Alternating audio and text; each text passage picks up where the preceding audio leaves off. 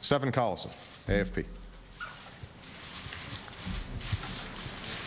Mr. President, you came to office pledging to work for peace between Israel and the Palestinians. How realistic do you think those hopes are now, given the likelihood of a Prime Minister who is not fully signed up to a two-state solution and a Foreign Minister who has been accused of insulting Arabs? It's not easier than it was, but I think it's just as necessary. We don't yet know what the Israeli government is going to look like, and we don't yet know what the future shape of Palestinian leadership is going to be comprised of. What we do know is this, that the status quo is unsustainable, that it is critical for us to advance a two-state solution where Israelis and Palestinians can live side by side in their own states with peace and security.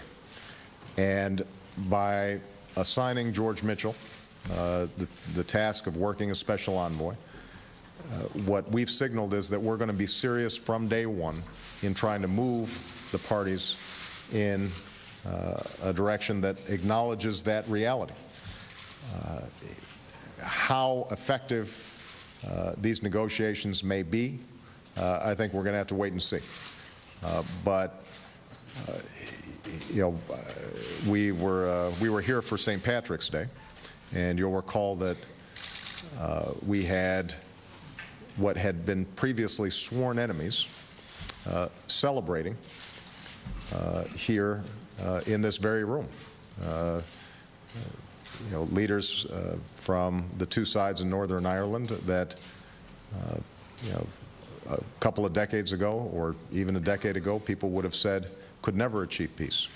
And here they were, jointly appearing and talking about their commitment, even in the face of violent provocation.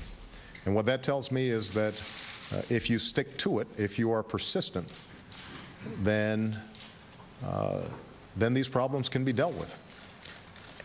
That whole philosophy of persistence, by the way, is one that I'm going to be emphasizing again and again in the months and years to come as long as I'm in this office.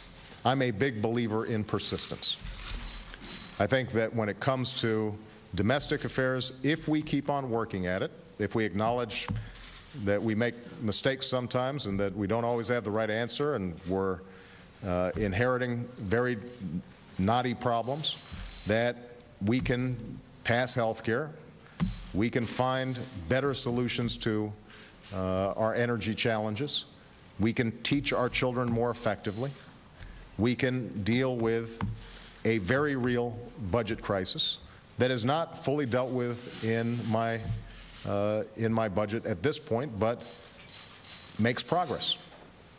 I think when it comes to the banking system, it was just a few days ago or weeks ago where people were certain that Secretary Geithner couldn't deliver a plan.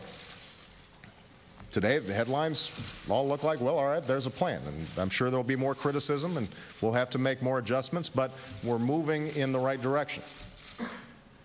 When it comes to Iran, we did a video sending a message to the Iranian people and the leadership of the Islamic Republic of Iran. And some people said, well, they did not immediately say that we're eliminating nuclear weapons and stop funding terrorism. Well, we didn't expect that. We expect that we're going to make steady progress on this front.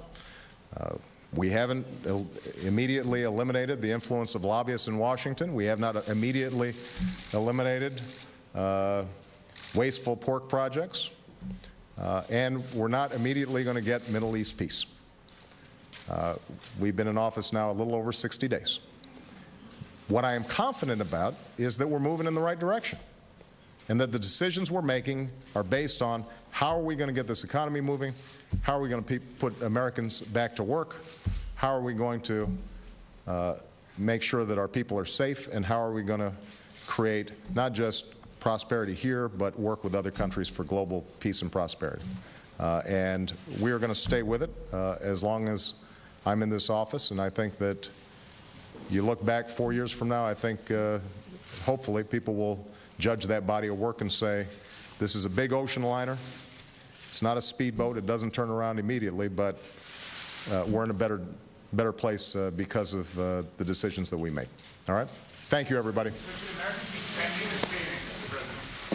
With just 4 questions out of roughly a baker's dozen that were not directly tied into the economy, that was President Obama's second formal news conference in this 44th presidency.